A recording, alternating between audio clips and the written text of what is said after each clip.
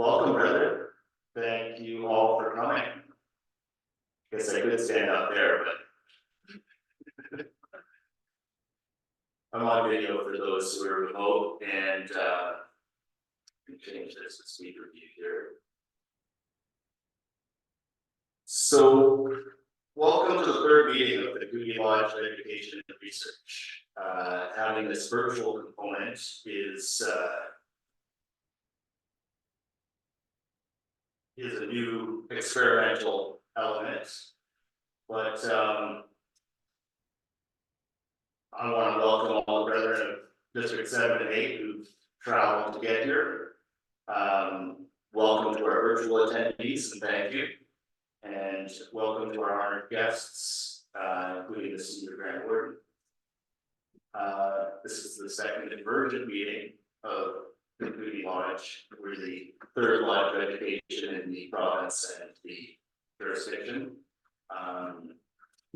We've split this day into two sessions, and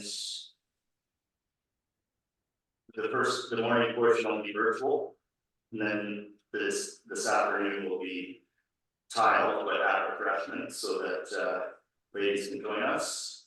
Both will be recorded, so all going well, we'll be able to post these on the internet. I've got a YouTube page started for all of the lodges of education to contribute content to. And so after I say a few words, Klovance will speak about the Trestleboard that has been set up for the Grand Lodge. And then Bill Bishop will speak about the new Grand Lodge website that is under development, as well as some leadership training that's available. This afternoon, Right Worshipful Brother Ken Christopherson will present a new original paper called The True Meaning of Freemasonry. And then Will Trowell will speak about the Cornerstone program. But first, I was reflecting on the different types of education that in the first paper that was presented at our installation, Wes Regan said, there's three main types of Masonic education, and those are the historic, the practical, and the esoteric. And I realized that I've got something to contribute to the practical, because I've been secretary in my lodge now for 2 years, and I realized that a lot of secretaries are doing things a little bit of an old school way, where they've got all their files saved on their computer, and they, email their notices and record their minutes. But I just wanted to educate everybody out there how easy it is to take all of that and put it in the cloud. It's free to create a Google Gmail or a Microsoft Outlook account. You can have an email that's then separate from your personal email. You can have all of your files in the cloud, so that if your hard drive crashes or the secretary disappears for some reason, that somebody else can have all of that information, and it's an easy handoff when a new secretary walks into that role. As well, you can share a folder and files with the brethren of your lodge. So I'm just going to show you really quick. Only going to take 5 minutes here.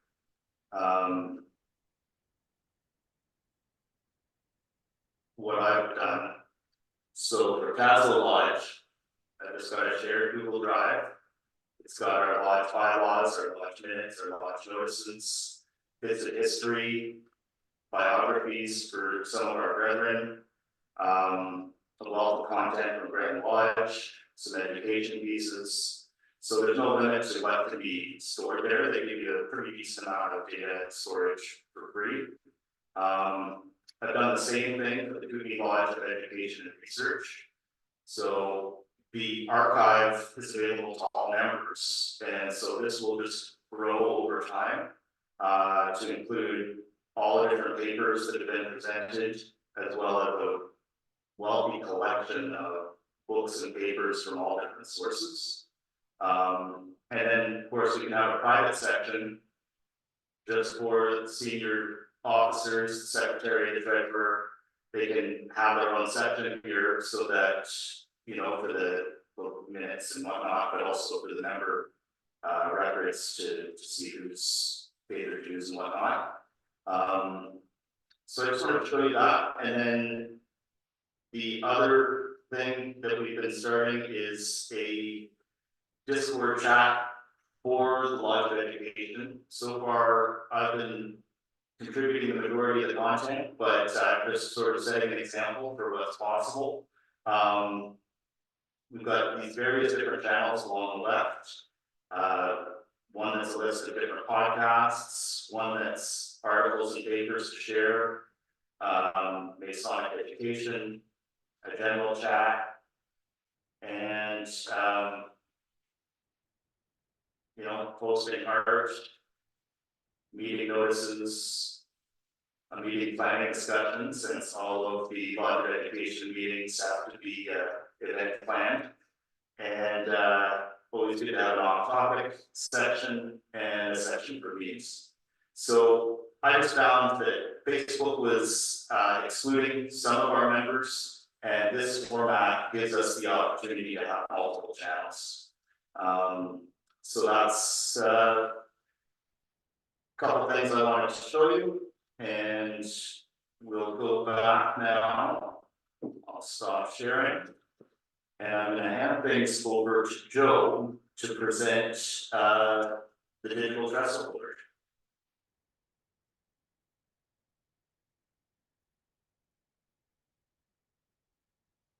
And then move yourself there, Joe. Joe. There it is. 1 second here. I just have to get the right screen up. Believe that there it is. So a little quick history. Can you hear me well? So a little quick history. This all started out with our past DDGM, Ron Cawthra. He asked if he could get a calendar up for District 1. And I thought there was a district calendar for Grand Lodge calendar. And I discovered all of them and decided to make a website so that it's all available to anybody who wants it. So I created this website. Now, the front page is basically the list of all the different calendars available. There are area calendars, and these are the areas I have. If you wanted to create a Kootenai one, I could do that as well. There are 22 district calendars, and then the Grandmaster's itinerary. Now, each calendar entry looks like this. This is your District 7 calendar. At the top, on the left-hand side there, that's a QR code. And that QR code allows you to subscribe to the calendar. So just open your phone, hit the QR code, and it should add it to your Google Calendar. Here's one thing that happens quite often. If you get the rather descriptive error that says calendar does not exist, that doesn't mean the calendar you're subscribing to doesn't exist. It means the calendar, your own calendar, doesn't exist. That usually means that you are in, you have not logged into your Google account on your phone. So to the right, there are the list of lodges in that district, and under each lodge there is the listing for that lodge. Now, this is all the information that I have about the Nelson Lodge. This is the information that I could have about the Nelson Lodge. So if you had a website, Facebook, Twitter, YouTube, Instagram, whether or not you have a Masonic marker, whether or not you have a contact form on your website. And then there's lodge notes. And that can be anything about the lodge, their history, what's going on. Well, it's more static stuff like history or what they were amalgamated from, things like that. Now, let's go back to the calendar itself. The second part, it tells you who's administering that calendar. In this case, it's Tyler. The next part is the calendar itself. This is called grid format, and you can flip between months to figure out what you want to look at. And if you scroll over that day, you get a description of what's going on that day. The next is you can either, when you subscribe, oh, sorry, missed one. If you want to print that grid calendar out there, you just click on that, and that will allow you to print the grid format of the calendar. And the next, if you click on this, it will subscribe you to that calendar. Also, if you are running an Outlook, if you click there, it will copy it, and then you can paste that into your Outlook. So we're compatible with Outlook. The next is the kind of traditional Trestleboard way of doing things. So this is the entire description of the Trestleboard itself, of the event. And you can also print that. And here's another thing that I think should happen a little bit more often is if you click here, what it does is it prints out, it should, I guess that's not working. I'll have to fix that. It should print a poster that you can put up in your lodge that has the QR code on it so that they can, anybody can take a picture of that QR code and sign up. I'm not sure why that's not working. I should have checked that. Another aspect is the submit events. So this is a form that you can fill out if you have an event that you want to put on the calendar that your calendar coordinator doesn't know about. So this email will go, this form's content will go to both the calendar coordinator and me. So I can have a look at it, make sure it's put in. So you can put in all the information you need to know about the event. Next is we have a fact page, which hopefully will answer most of your questions. If you have any other questions or think anything else should go up there, please contact me. I'm on the District 1 contact if you like. What's that one? Back to the district. So that's my district email. And by the way, there is a district email for every single district. And it's just the district number with a 0 if you're less than 9 at formationu.bcy.ca. And here's some notes for the district champions. We used to call them champions, administrators, same thing. And then there's a contact form, which this form goes to me at the moment. And I can change that to anywhere else to go. The whole idea is for people to use the system as much as possible so that we can coordinate between lodges in a district and also facilitate visiting between districts. Now, this is one of the things that is interesting is you see over here on the left, you can subscribe to as many districts as you want. And then if you aren't interested in seeing them right now, you can turn them off or on. So that's District 9 turned on, and that's District 9 turned off. And that way your calendar doesn't become overpopulated. It's good for doing coordinating between districts, like the Vancouver area has a number of districts in it. That's pretty much the entire Trestleboard system. It's pretty simple. The whole thing is designed to make it as simple as possible and as easy as possible to keep up to date. Now, districts.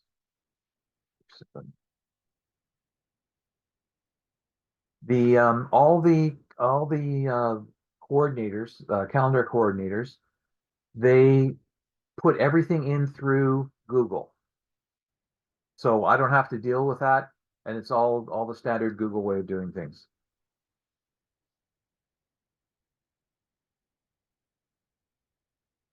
So for example, this is the one.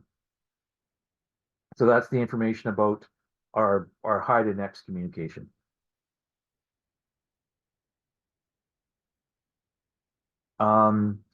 It's a pretty quick presentation. Is there any questions?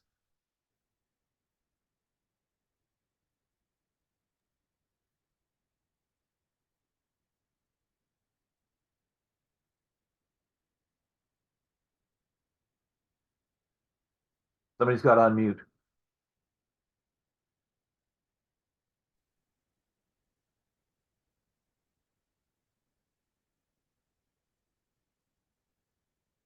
Bill, Joe, I have a question. go ahead. How easy is it for each lodge secretary to update the details of an upcoming meeting so that it becomes more attractive to people who might want to visit? Very easy. They just do what I just did, is they would go in there. If first I would have to give you access to the calendar, but that's easy. And then they would go in, click on the Hi to Lodge 166 and edit all that information and put anything they want in the description, including an attachment. Now, one thing is that we are not allowed to attach summonses. Grand Lodge has said no. You're only allowed to send those out by private email because this is a public calendar. Anybody can read it. Right. But you can put as much detail as you want. Don't put too much because it does show in the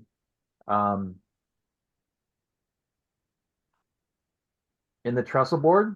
So that's about as much as I'd ever want. So treat it as public. Yes. Yeah. Okay. Joe, can I ask a follow-up? And that is, are you tracking the usage of this, and do you see a steady increase across the jurisdiction? I have not tracked it yet. That's a thing I'm looking into. I've got my coworker who's working on the new system, and we'll look into that as well. Once we can track one of the domains, we can track them all. Brilliant. No, can you hear me now? I can barely hear you. Can you hear me now? Yes. Can you elaborate on the champions and coordinators? So I know that you have an organization set up across the jurisdiction. Can you speak to that so that we can understand how that works? Oh, okay. Excellent. Yes, when we started out, I was the only champion. So what we did is we through a lot of work by the DDGMs, we went out to all the districts and got a person in at least one person in every district to take up the reins and be the coordinator for that district. So what we were trying to do is to get every secretary to send all of their notices to the district email address that I described before, district number at information.bcy.ca. And the coordinator for that district is the one that actually puts it into the calendar. And that has worked out very well. We only have 2 districts right now that don't have a district coordinator, but they're very small districts. And we're still hoping. For the larger districts, it can be a bit of a chore, but and in fact, in my district right now, we've got 2 people doing it, me and another brother in our district. Yeah, it's an ongoing thing, and we're very, very thankful for all the brothers who stepped up to become district champions, and it's working out very, very well. Bill? Oh, yeah. Joe, I was just gonna add. I added the Trestleboard link in my email signature, and and I've been encouraging secretaries to do the same. And since doing it, I've heard a lot of people are now using it. And it seems that the more we can promote the use of it, the more successful it will be. It's a tremendous resource, and it makes planning your month of visiting or coordinating with the lodges so much easier to have all this information in one place. It's a tremendous thing you've done, Joe. Thank you. You're most welcome.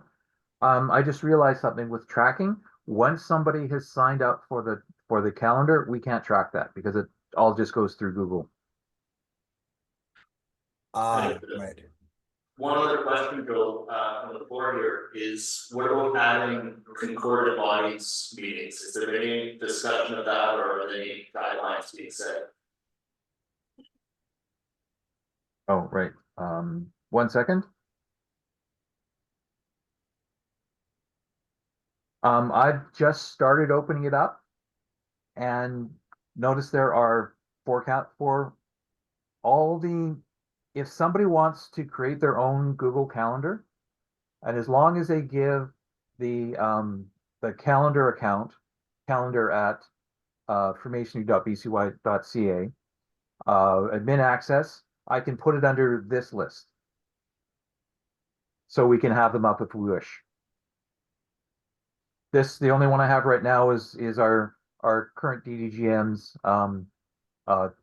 his personal itinerary. So he's going to different where he's going to be in a different lodges at different days, what's going to happen. For the concordant bodies, I guess the district champion could add those to the district calendar. No, what would happen is the concordant body would create their own Google Calendar. Okay. And then calendar at freemasonry.bcy.ca would subscribe to it with admin privileges. Then I can display it. Okay. So the concordant body would be completely in charge of updating anything on that calendar. I wouldn't have anything to do with it. And the idea is to keep them separate. Yes. In their own calendar. Okay.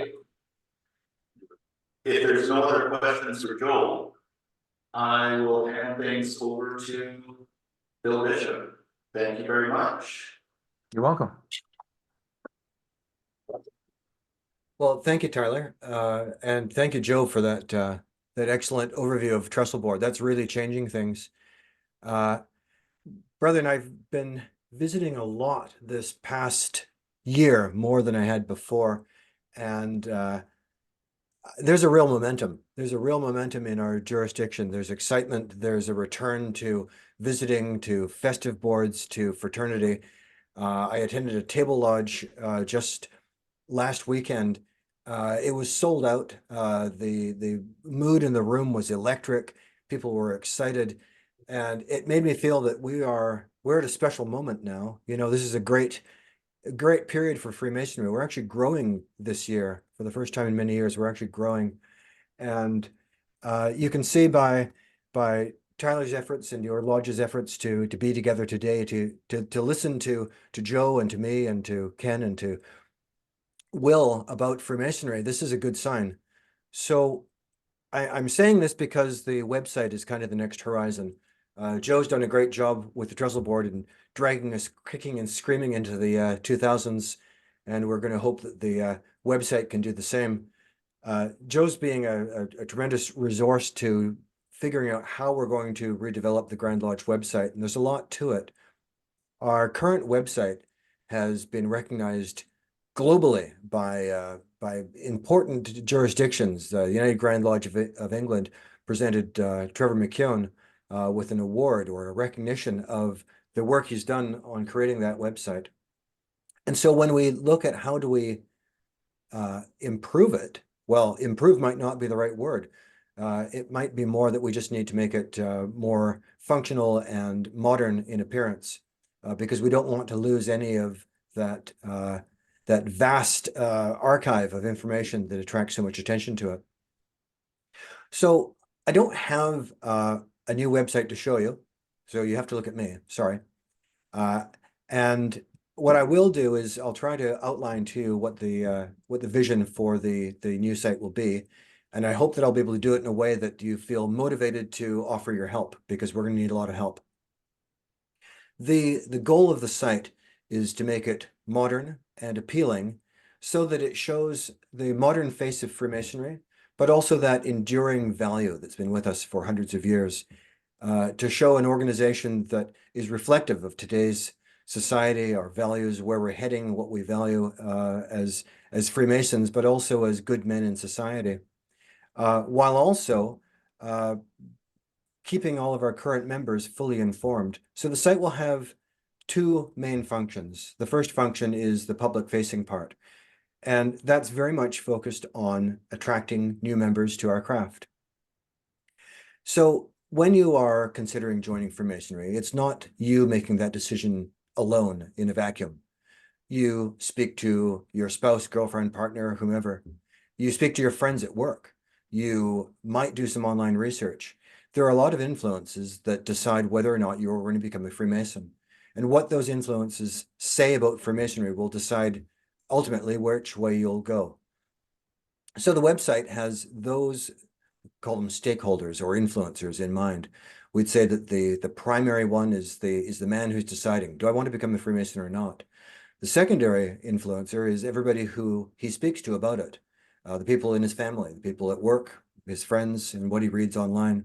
And the third one might be people who would consider working with us, either as a charitable organization or a receiver of our community work.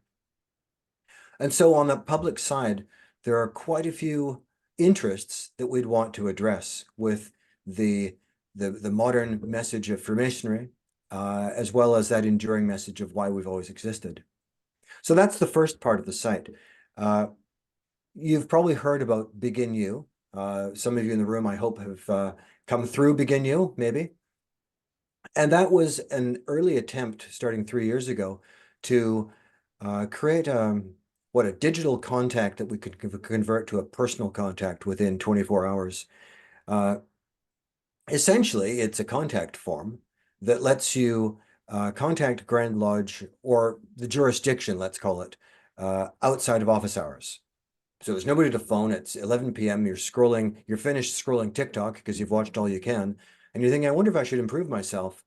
And you search Freemasonry, our website pops up and it goes, would you be interested in becoming a Freemason? You land on the Begin You contact form and you fill out information. Now, we've been pretty careful in the way that we ask for information. We want to know your name, phone number, email address. That's obvious.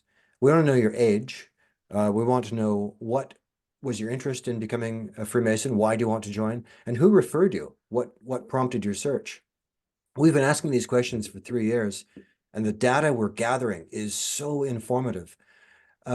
When you look at the fellows who approach the lodge and knock on the front door or contact a secretary or come through an existing member, they tend to be, say, older. They're largely 45 plus.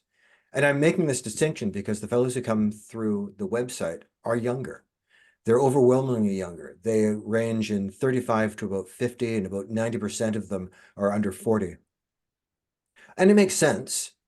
The younger you are, the more likely you are to be scrolling your phone for information. It's where most, I guess, people under 45 get the majority of their information. So we're thinking, we know what the motivations are. The top 3 reasons for becoming a Freemason on Begin You are to connect with like-minded men, that fraternal connection. I want to be around people who share the same values and goals as I do. What are those goals? Well, the goal primarily is connection with community through service and good citizenship. And the second one, and this is I should say the first one, the most important reason cited, is moral development and personal improvement. And it tells us something important, that the reason we're being sought, the reason we're being found online is for the very reasons that we exist, for personal improvement, moral development. And so that tells you that our brand, our message is correct, that the market understands who we are and that good men who want us are finding us. So great. We know who's looking for us and where they're coming from and what age they are and what their interests are. The next part of the website development is to make sure that we nurture that interest. And one part that we want to bolt into the new website will be something of a contact management system that once you contact us through BC&Y and we give you a phone call and we hand you off to a lodge for the 6 steps investigation, that we can still keep in touch with you. And if you're in Trail or Victoria or Kelowna, we might be able to send you an email once in a while saying, hey, there's a social event coming up open to non-Masons in your area.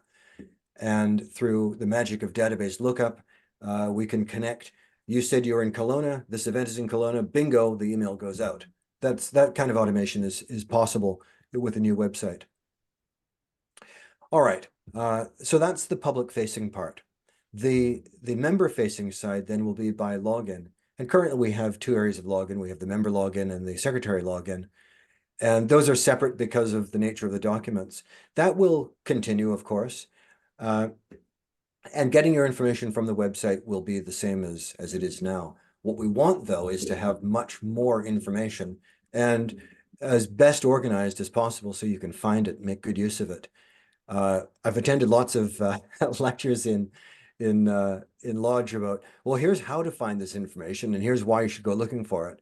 The conclusion tends to be that we can do a bit of a better job organizing it, and that's part of the plan. So there are a lot of Lodge resources on the current site and other appendant sites, I guess we'd call it. I'm thinking of the Cornerstone site in particular. That was built as an adjunct site, a resource site where Lodge leaders could find information about how to improve the operations of their lodges. Not just the operations, but how do you find new members? How do you make yourself visible in the community? How do you then qualify the interested party? How do you know if the fellow who wants to join your lodge has the right reasons or the right understanding or has the capacity? Does he have the time to put into it? Is he going to be able to come out to all the meetings and not be financially burdened by the activity? That's that 6-step process that we've talked about. The new member program tells you how to take care of a member once he's been initiated and work him through those degrees so that, I'm going to borrow a Ken Christopherson phrase, that you bind him to the lodge. And it's a great phrase because that's what we want to do. We want to embrace our new members in that warm fraternal embrace that they feel they never want to let go of. And we do that through our social events, and that goes to lodge planning. So the Cornerstone section then will be built into the new website with these resources, and you'll be able to find these pocket guides. One that's fantastic. I think I spoke about this the last time I spoke to one of the lodges in Trail, was the Lodge Officer's Guide. And I had an anecdote told back to me recently by a fellow who is going in as a brother who's going in as worshipful master. And I said, how do you feel about being worshipful master? He says, well, I don't know yet. All right. Well, what are you anticipating? I said, well, I think it's going to be the same as all the other chairs. And that was, I was told, would you like to be junior deacon? And I asked, well, what's that about? Well, it's okay. You'll find out when you're in it. And yeah, he did. By the end of the year, he was good at it. But wouldn't you like to be good at it at the beginning of the year? So the Lodge Officer's Guide gives you all the notes for how to be good at it from the start. And I've seen lodges implement this and with great success. And if you haven't done it yet, you might want to take note. The way I've seen it done most successfully is that the senior warden is deputized with implementing this program. So the senior warden is going to be the master, right? He's organizing his new slate of officers. And let's call it 4 months before installation. Maybe that's a reasonable time. The senior warden then will call a meeting of his incoming officers and he'll say, let's go through these pocket guides and understand what each of our roles are going to be. And you can go through each detail. What does the junior warden do in this lodge? Because it might be different than the other lodge. And you can edit these pocket guides so it's exactly custom to your lodge. Now you move forward 4 months to installation. Junior warden, senior deacon, junior deacon, they all know exactly what they're going to do. Imagine the pressure it takes off them. They're not worried about what do I have to do for the whole year. Now they actually have a little bit of the bandwidth to focus on the memory work. And I've seen lodges that have implemented this on their step-up nights. They perform with such confidence and ease. It's a lovely thing to see. So this is the goal of the rebuilding of the website, is to give lodges resources, to give lodge leaders the tools they need to feel comfortable in lodge, to feel at ease and perform at their best, because you get that great feeling when you deliver that wonderful lecture or that excellent apron charge. It gives you that charge that makes you feel, I want to come back and do more of this. There's one more part that I think will support this in the new website, and that is we want to bring back the EB. And it won't necessarily be called the EB. We're looking at a new name. So if you have ideas, let me know. But it will be a blog format so that you'll be able to access it online, whether on your phone or on your desktop, whichever you prefer. There will be probably a printable version. We're trying to figure that out because we want it to be multimedia. If you have a video presentation, we can put that into the blog. If you have a photograph or a promotion for an event, we can put that in as well. And that doesn't necessarily print too well. It's hard to print a video. I haven't tried, but I can imagine. But what this new EB will do is be able to come through your phone or your computer and give you those up-to-the-minute bits of information about what's happening across the jurisdiction, what's happening in your district, and you'll be able to show off what's happening in your lodge. Joe, again, is involved in that, and Bruce Simpson, who was the district education officer in Victoria, is helping lead this program. And they've both advocated that we need more input from brethren. We want brethren to submit articles, and if they like the articles, submit their opinions on those articles and perhaps comment, so that it's not just a one-sided monologue. It's not just a piece of paper that you can't interact with, but a site that you could then comment on, forward to your friend, and enjoy that way. Of course, in that there will be levels of permission. If an article concerns a Master Mason degree, it won't be a public article. You need to log in to read that. So of course, we're putting up the protections against our ceremonies and rituals. But the idea would be that most of the EB could be read by the public, and we could even send it to seekers to keep them interested. Here's what's happening. Here's what's going on. Here's the latest in Masonic enlightenment and the kind of things we think about. So it's a lot that we're trying to pack into this new website. We will be starting work, we expect, by mid-March, which is coming up in a number of days. And we hope to have a few pages that will be visible by June in Terrace for Grand Lodge communication. And that will all be in great thanks to volunteers like Joe and Bruce. I have a number of fantastic members of the Craft Relations Committee that are all contributing to this. And I'd like to make an invitation to all of you to be participants in this. If you have articles, thoughts, ideas, and if you have technical skills, please let us know. Everybody is welcome to be part of the project, and all skills are welcome. I think that's about all I can tell you about the new website without running on too long. So Tarla, I'll hand it back to you if there are any questions. Thanks very much. Are there any questions from the floor? And I might suggest either use that mic or you can walk up to the laptop key. But mic there works. Go ahead.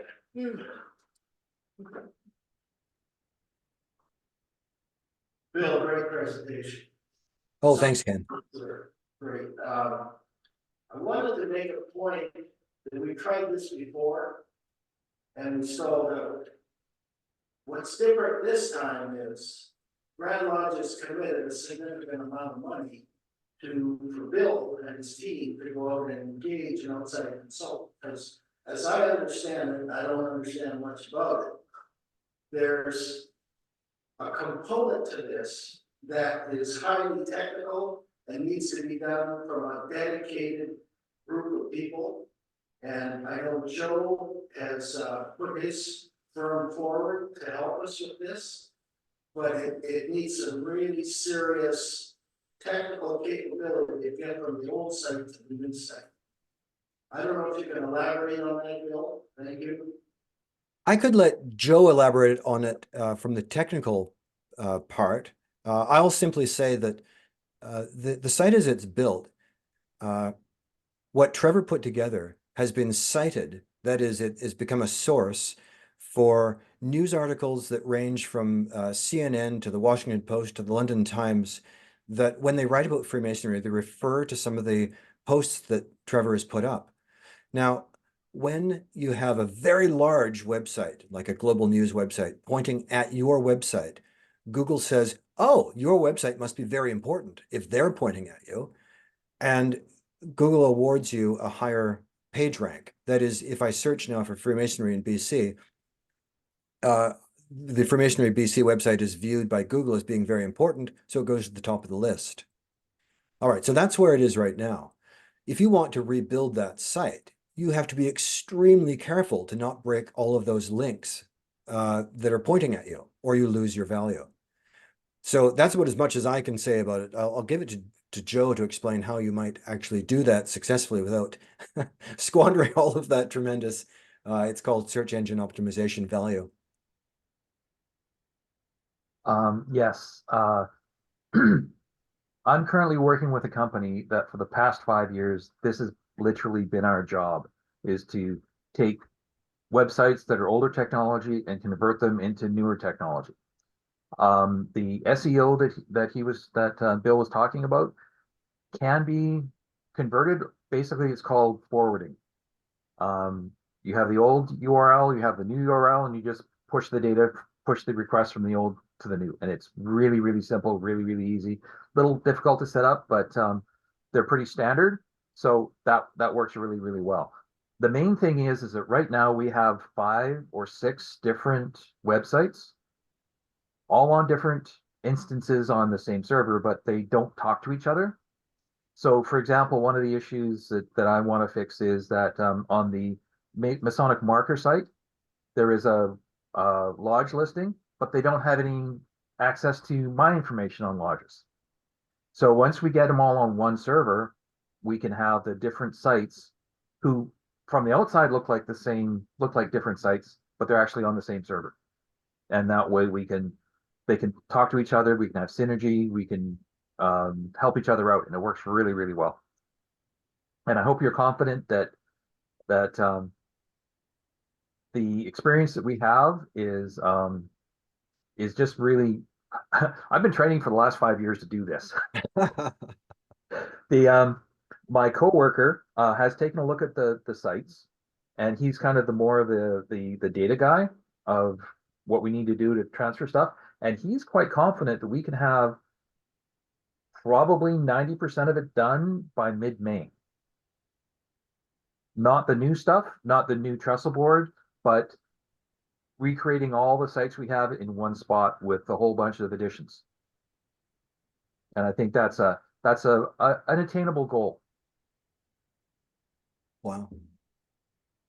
Wow. Thanks very much, both of you. Are there any more questions from the board here? Hearing none. I just want to do one thing. Could everyone raise their hands? Okay, I'm calling for volunteers for the website. Oh, good. Thank you, all of you.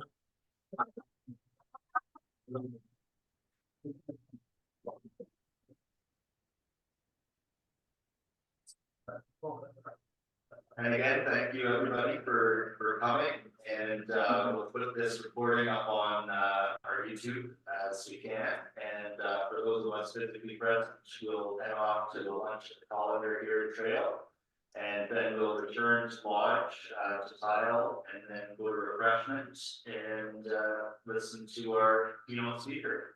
So thank you. We will adjourn and have a great day. One thing. I just wanted to point out to everybody, I grew up in Salmo. So I'm a Kootenai boy too. Come back and visit soon. I plan on it. Great. Thanks again. Thanks for having us. But the blue one, it's all red, yeah.